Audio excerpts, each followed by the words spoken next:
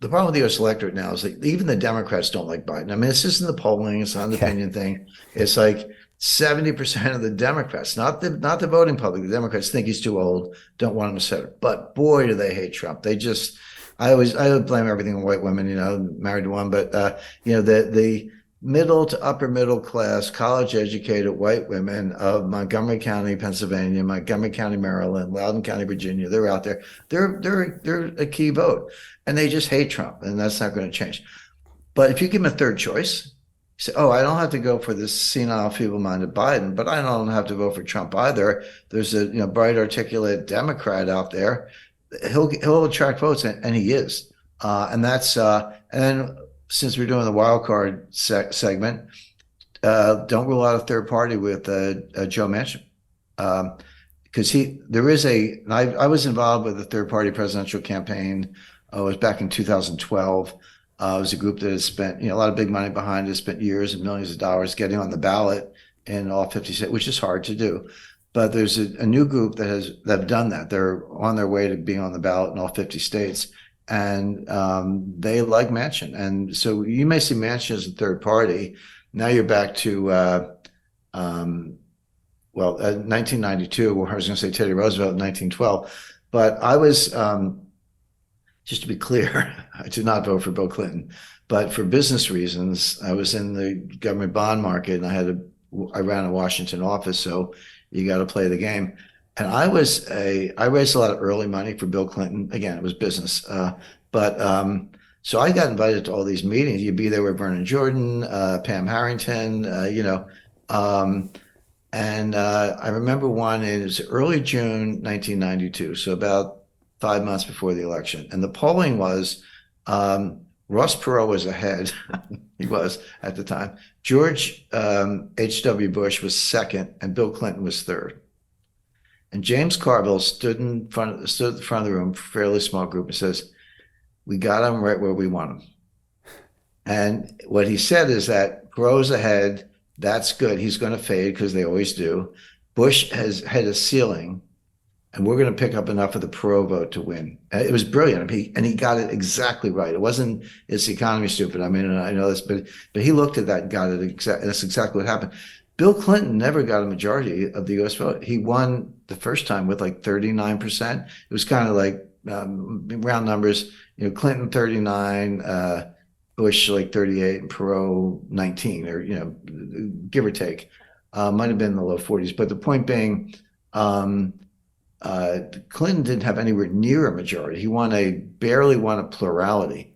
But in a three-party race, that's enough. Yeah. And Manchin could do that again. I'm not saying Manchin's going to win, but man, if he peels away, because you got because the Trump haters are so entrenched, they're just never going to vote for him. Forget it.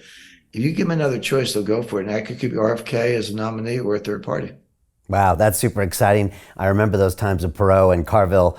What an astute guy. I'd love to get more stories about him in the future. We are going to get to this upcoming geopolitical shockwave. You're calling it the most significant development in international finance since 1971, when I was born. And then also explain how people can position themselves. You've recorded a private video. People can go watch that at londonreal.tv/Jim. Before we go there, though, I got to get your thoughts on Trump. I think today he was now federally indicted because of the secret documents in Mar-a-Lago. What do you make of Trump right now? You mentioned the women. I'm not going to call them the Karens, but the certain group of women that hate Trump. I've watched him recently. I really enjoy listening to him the last few months. He seems calm. He seems relaxed. He's not spiteful. He's got great answers. He's confident of the solutions. I don't know. I find him in a really interesting energy that I read him to where he seems like he's in a really strong space. But like you said, you can't discount the haters or the weaponization of the judicial system. Or is that what's happening here, Jim? It's exactly what's happening. And I have, I'm fortunate. I have a huge, global network of correspondents. They're not, commentators or TV anchors or whatever, but they're just people I keep in touch with. And because I love that, I was talking about cognitive diversity, and not, ethnic or racial diversity, but brain power, working on different wavelengths and different areas of expertise, and correspond with engineers and guy who runs a lumberyard, and just everyday people, but all over. So I put a high value on that. And one guy I've been corresponding with, Says, I fear for the republic, the U.S. Republic, the United States of America, but I hear all these big names, Mark Levin and all these guys, Tom Fitton, they're U.S. Analysts. They're always picking the end of the republic, and it doesn't seem to happen. He goes, are they losing credibility? And I said, the problem is, I think we might be seeing the decline of the republic from the weaponization of the Department of Justice. When a Department of Justice controlled by one candidate indicts the other candidate, I'm like, are we in Brazil? Where are we exactly? Is this Peru? They're nice countries. I've been to all of them, but it kind of looks like, or Ukraine for that matter. Maybe we're getting more Ukrainian instead of the other way around. But it's really sad. But what I said to this guy is, you have to remember, these things take time. You can get the analysis just right. It doesn't happen overnight. If you look at the fall of the Roman Republic, not the Roman Empire, but the Roman Republic, it started in the late 2nd century BC and didn't around 133 BC with the death of Tiberius Gracchus, and came to a final end in 44 BC with the assassination of Julius Caesar.